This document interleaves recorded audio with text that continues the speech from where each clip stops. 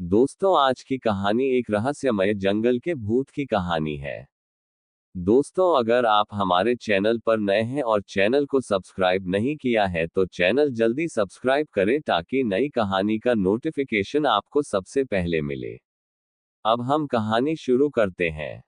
किसी जमाने में एक घना जंगल था जिसे लोग रहस्यमय जंगल के नाम से जानते थे।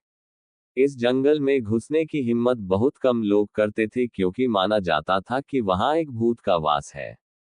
गांव वालों के अनुसार जो भी इस जंगल में गया वह कभी वापस नहीं आया। गांव के किनारे एक नौजवान राजकुमार रहता था जिसका नाम मल्लू था।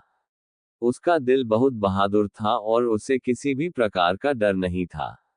एक दिन उसने अपने दादाजी से रहस्यमय जंगल के बारे में कहानियां सुनी और उसने फैसला किया कि वह इस रहस्य को सुलझाएगा।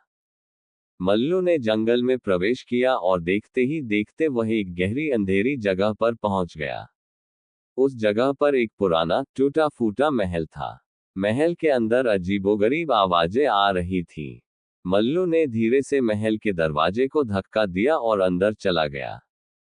अंदर का दृश्य बहुत ही डरावनी था। झूमते परछाइयां, टूटे फूटे फर्नीचर और दीवारों पर लगे धूल भरे चित्र। मल्लू ने अपनी तलवार निकाल ली और आगे बढ़ता गया। अचानक उसे एक कमरे से रोशनी नजर आई। जब वह उस कमरे के करीब पहुंचा तो उसने देखा कि वहां एक महिला का भूत खड़ा था। भूत ने मल्लू को देखते ही कहा, तुम यहाँ क्यों आए हो?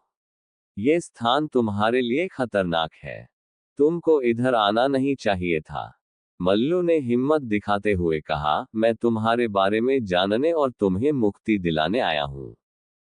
महिला का भूत थोड़ी देर चुप रहा और फिर बोलना शुरू किया, मैं इस महल की रानी थी। मेरे पति ने मुझे धोखा दिया और मुझे इसी महल में बंद कर मरने के लिए छोड़ दिया। मेरी आत्मा को शांति नहीं मिल रही क्योंकि मेरा अंतिम संस्कार ठीक से नहीं हुआ। अब मैं किसी को चैन से रहने नहीं दूंगी। मल्लू ने वादा किया कि वह उसकी आत्मा को शांति दिलाने के लिए उसका अंतिम संस्कार पूरी विधि से करेगा।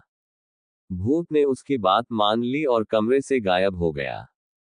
मल्लू ने गांव वापस जाकर सब कुछ गांव वालों को बताया और सभी ने मिलकर रानी का अंतिम संस्कार किया। इस घटना के बाद जंगल भी अब सुरक्षित हो गया और वहां किसी भी प्रकार की भूतिया घटनाएं नहीं घटी। मल्लू की बहादुरी से गांव में शांति और सुरक्षा वापस आ गई।